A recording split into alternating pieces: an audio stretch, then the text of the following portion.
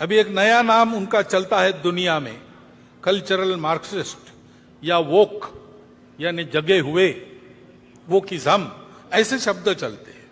नाम तो मार्क्स का लेते हैं, लेकिन 1920 में ही उन्होंने समझा कि मार्क्स में ने जो भविष्यवाणी की वैसा होने वाला नहीं है, तो वैसा होने के नाम पर हमारे हाथ में पूरी दुनिया की पकड़ आ जाए, इसलिए तब से ही उन्होंने अपना उद्योग प्रारंभ किया है। इसलिए उसी समय उन्होंने मार्क्स की बातों को भुला दिया और आगे बढ़ रहे हैं। और आजकल वो जो कहते हैं और बोलते और बताते हैं, विश्व की सारी सुव्यवस्था का उनका विरोध है। विश्व में मांगल्य का, संस्कार का, संयम का उनका विरोध है। अनिर्बंध स्वैराचार का वो पुरस्कार करते हैं।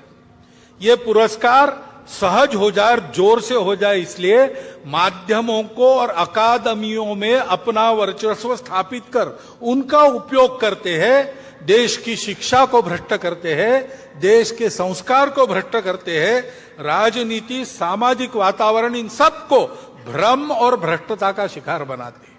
असत्य, विपर्यस्त और अतिरंजित वृत्त के द्वारा ये भ्रम और द्वेष फैलाना, भय फैलाना आसान हो जाता है। उसके चलते जो झगड़े बनते हैं, उन झगड़ों में उलझाकर समाज को अपनी पकड़ में लाना, अपनी अधिसत्ता में फांसना, ये वो करते हैं। किसी भी राष्ट्र की जनता में ऐसी अनास्था, दिग्भ्रम, परस्पर द्वेष उत्पन्न करने वाली ये जो प्रणाली है ना, अपने यहां चाणक्य नीति में उसका नाम है मंत्र विप्लव। विष से एक आदमी मरता है, बाणों से एक को ही मार सकते हैं, लेकिन मंत्र विप्लव से प्रजा सहित राजा का नाश होता है, ऐसी उक्ति है। ये इन लोगों से हमको ध्यान रखना पड़ेगा, बचना पड़ेगा। राजनीतिक स्वार्थों के लिए अपने प्रतिस्पर्धी को पराजित करने की जो उद्योग चलते हैं, उसमें इन शक्तियों के साथ गठबंधन करने का अविवेक भी चलता है। यह अपेक्षित नहीं है, लेकिन होता है।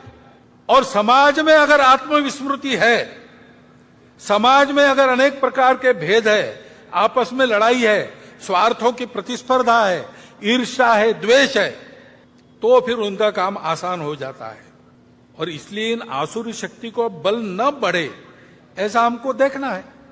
हम इधर उधर की घटनाएं देखते हैं तो ये सहज बात ध्यान में आती है कि ऐसा कुछ है।